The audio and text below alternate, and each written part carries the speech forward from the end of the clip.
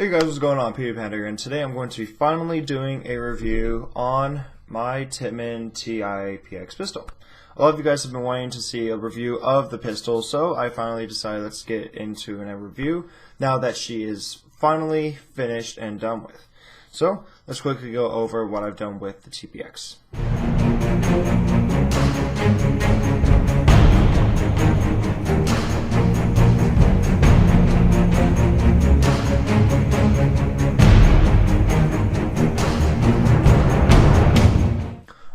So here we go. This is my TiPX. I'm quickly going to go over and tell you guys what I've done to the TiPX. That way you guys, if you want to build something similar to this, you can. Links to everything will be in the description down below. Majority of these things you get is at MacFitProShop.com. So links to everything will be in the description down below for MacFitProShop.com. That way you guys can get some things. But some things on this TiPX is not available at MacFitProShop.com, so I will let you guys know what is available and what isn't. And links to everything will be in the description down below, like I said. But I'll work my way front, and then work my way back. So in the front, the barrel I have is a 10-inch marksman barrel, as you guys can see. As you can probably tell when the barrel is slid in, it's not exactly a full 10 inches. Basically, how I have this barrel set up is the barrel goes up to about here on the silencer. And what's cool is that this is actually a mil-sig silencer, and the mil-sig silencer, you're able to thread it on two ways. You're able to thread it in the front, or you can have the silencer go over the barrel a little bit and it'll thread about halfway through. So that's actually what I have done. So the barrel actually comes from here all the way to about halfway through the barrel. So that way I get the 10-inch length that I would like, and you get the accuracy for it, as well as you get a cool little silencer look, and the barrel's not sticking really far out. The barrel's not sticking really far out of the pistol like you see a lot of people have with like their X7 barrels or anything like that. Because a lot of people that whenever they want to upgrade barrels, majority of the time they'll throw on an X7 barrel because it is a little bit more accurate than the standard TiPX stock barrel. But it protrudes a lot, and I don't really like that look of having a barrel stick out this far. So at least with a silencer on it gives it a cool little look to it.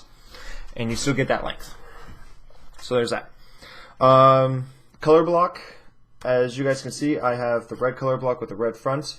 This is actually a different block. So you guys all have seen that I have the red block that matches this red piece right here. I still have that block, but the thing is that this block is different. This is actually a 3D printed block from the Dead Cell. Dead Cell makes these 3D printed color blocks for the TiPX for only $10, and he has there's different color variations. I have this one because red TiPX, I got red block. My buddy actually gave this to me. His YouTube name is Robot Dance Time. He came up to me and he knows I have the red color block, and he's like, "Hey, Dead Cell wanted me to give these out to you guys, so here's a red block for you as well as your two other Raptor friends." So I was like, cool. Threw this on here, and it gives it a little bit of a different look. It's 3D printed, so it's clear. So if I take out the barrel, you can see the barrel come out of it. It has like the little grooves. You guys can probably hear that. It makes the little grooves in it, which also reflects light a little bit differently. So in some, if I'm directly in the sun, it looks a little orange, but if I'm in the shade, it gets a dark red. So it is a cool little difference in light. It changes color a little bit depending on the light, which I kind of like. Also, I like the little grooves. It adds a little bit more of an aggressive look to it when it comes to the videos. I'll be uploading a video from Besieged Battle for the Bay that happened the other weekend, and I have this color block in, and you'll kind of tell that there's a pretty good color difference between this one and my old dark red aluminum block. If you guys want something like this is from Dead Cell, like I said. I'll try to find the link to the description for this since I didn't order this. My friend gave it to me. I'll try to get you guys a link for this thing. But if I can't, I'll put in the link to A&S Gear where I got my original red block from, because A&S Gear sells a bunch of different colors: red, green, blue, purple, whatever you want. They got practically a color for it.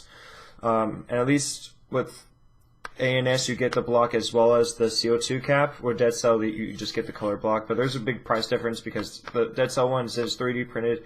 It's only $10, but the aluminum front cap as well as block from A&S Gear is $30. So there's a pretty big price difference, but they're both really good when it comes to customizing your TiPX.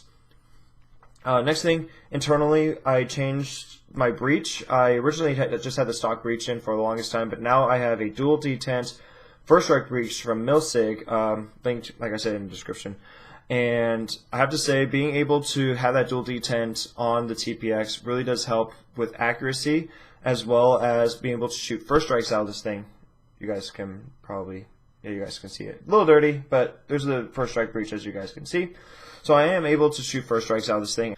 And lastly, the remote line adapter. As you guys know, I run a remote line on my TPX. So I got the remote line adapter, just the standard, well, not the quick disconnect, quick connect, I forgot what they're called. But I just got the standard one on there with the slide check, which I like. I prefer it. Yeah, that's about it. And I'm now going to tell you guys a little bit about the TPX itself, now that I told you guys about upgrades I've done to it. And like I said, everything in the description down below of where you can buy stuff. The TPX is hands down my favorite MagFed marker on the market.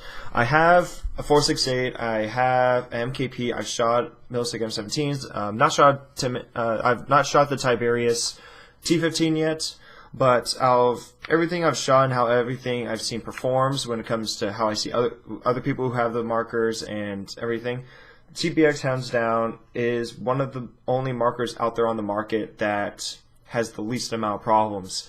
Now, when I say this, a lot of people do message me saying, hey, I'm having problems with TPX, with the air, TPX is having air problems, blah, blah, blah. But a lot of people, it'll be the first time using a MagFed marker like the TPX, and just like almost any other paintball marker out there on the market, you need to get this thing, you need to adjust the air, you gotta constantly adjust this thing until it gets perfect. You gotta work with it. You gotta keep adjusting the air and everything, because when I first got this TPX, this is my first one. I've had this thing for about 2 years now.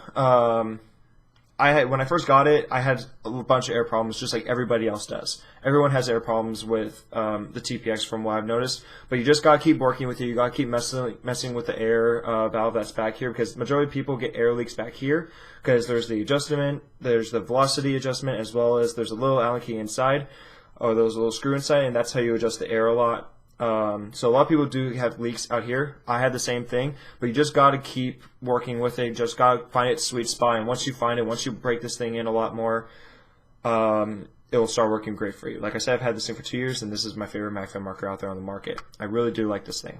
Another thing with the Tippmann markers that I've noticed, with all Tippmann markers that is they work better dirty. It's a little bit weird. Like if you look at like speedball guns or Tiberius guns or any other marker out there, other than any other company out there that's not Tippmann, you have to constantly clean the markers, and that's understandable, because if there's dirt and there's grime in it, it could cause air problems and whatever, and you have to constantly clean it, which makes sense. You're supposed to do that, but for some reason, Tippmann markers work better dirty. I don't understand why, but like I did actually as an experiment. I was like, all right, let's see how this thing works. It's shooting great now, no problems, nothing wrong with it, but I want to clean it. I haven't cleaned it in a few months, so let's clean it. So I took this thing apart, cleaned the entire thing inside out, and it was practically brand spanking new, clean, lubed, oiled, everything inside is good. And I took it out to the field, and I chopped more paintballs than I have in quite some time, and I was like, why is it chopping? Why is it causing all these problems? It wasn't like this before I cleaned it. But I kept working with it, it kept chopping paint, whatever, but eventually it started getting better and better. So I was like, alright, that was a little weird. I want to do an experiment. And so I tested the experiment. As soon as it got dirty, as soon as it was shooting how it was before, I cleaned it again and took it out to the field again, and it was chopping just like how it was before last time I cleaned it. So I was like, that's a little weird. It's shooting worse when after I clean it. It's supposed to perform better when I clean it. It doesn't make sense. So what I did was I talked to some friends, and I was like, hey, I'm doing this little experiment on my TPX. I want to get your guys' input. Does your TPX shoot better after you broke some paint in it, you got some wear into it, and it's got dirty, basically got dirty inside after you clean it? And he's like, yeah, it performs fine. And I asked him, have you noticed that when you clean it, it performs not as good as before you cleaned it, but it slowly just got better? And they were thinking about it, and they're like, now that you're bringing it up, yes, it has performed. When I clean it, it doesn't perform as good, but slowly as I work with it, it slowly does improve. So I tested this with the TPX as well as my friends who have other Tippmann markers. I have the NKP, and from what I've seen and what I've talked to my friends with and what I've experienced myself, Tippmann markers tend to work better dirty. So I've gone to that point where I will only take this thing apart if there's an air problem. If it's dirty, I could really care less. It's just, like I said, it works better dirty. I'll only take this thing apart if there's an air problem, whether that be O-rings or anything like that. Whenever that happens, I'll take it apart, I'll clean it, replace the O-rings, whatever needs to be fixed, and put it back together, and it works fine. Then I'll just leave it as it is until I have another problem.